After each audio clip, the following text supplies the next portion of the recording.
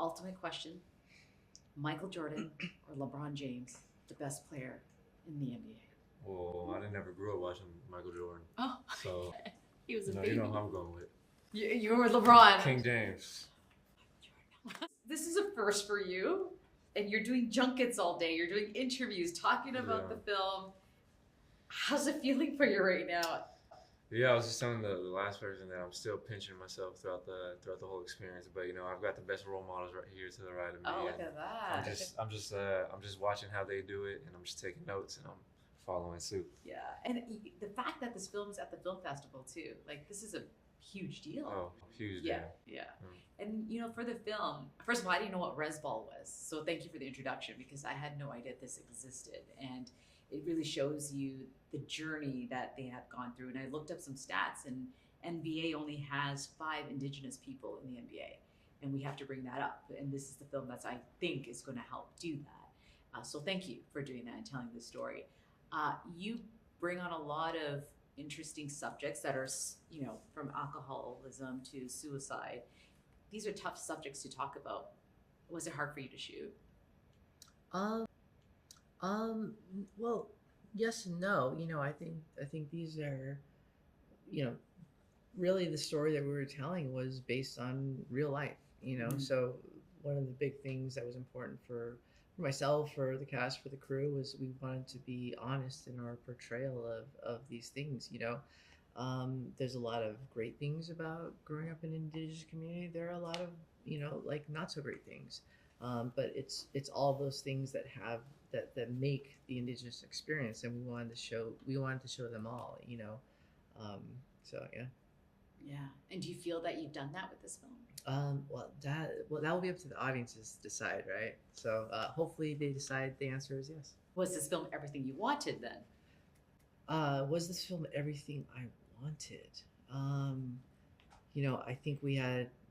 I think in terms of our cast and our crew and the story we got to tell, I could not be more excited. I love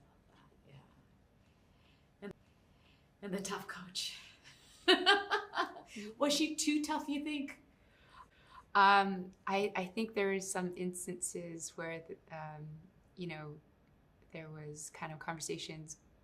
Could she be more of that, stereotypical yelling coach all the time? Mm-hmm. But I was saying Sydney was so supportive of my approach to it too, and which was,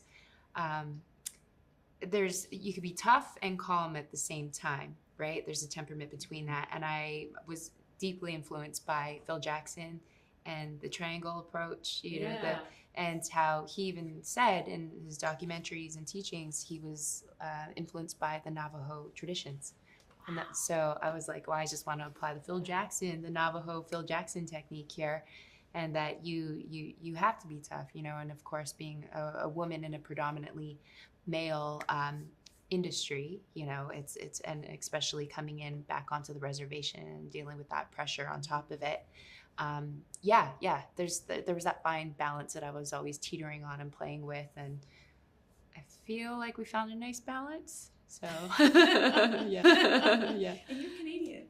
I am. So, I lived in Toronto Anna for 8 years. This must be even more important to you to tell this story. Oh, it was incredible. I felt like my acting career really didn't take off until I moved here. And, at one point I was really struggling to even put food on the table for myself, working at a salad bar by Leslie. So I was like, to come back to this area, East Toronto and come back and to be able to feel so welcomed. I took a moment and I looked to the sky and I was like, thank you, Toronto. When did you find out about this role?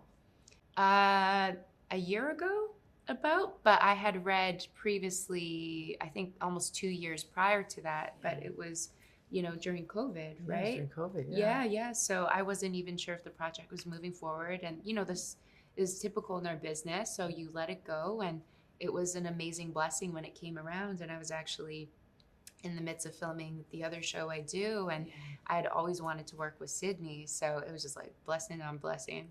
Oh, that's amazing. Yeah. And LeBron James' name is on this as a production. I mean, that's huge. Have you guys got to meet him? Has he been on set?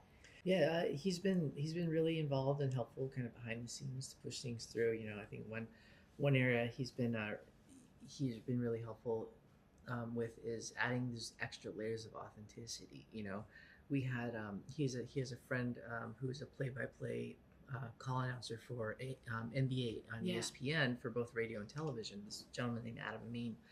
He shared the film with Adam, and Adam was so moved by the film, he actually went through all of the games in the movie and did play-by-play calls as if he was calling the games himself. Oh, wow. And recorded himself doing that, and we were actually able to take that guide track and hand it over to our actors, our announcer actors, who aren't, obviously they're not real announcers, but we were able to hand that over to them as a guide track, and they were able to call the games, and it added just that extra layer and level of authenticity. Ultimate question: Michael Jordan or LeBron James, the best player in the NBA? Well, I never grew up watching Michael Jordan, Oh, so he was a you baby. know who I'm going with. You were with LeBron. King James. Congratulations to all of you. Thank you Thank so you. much.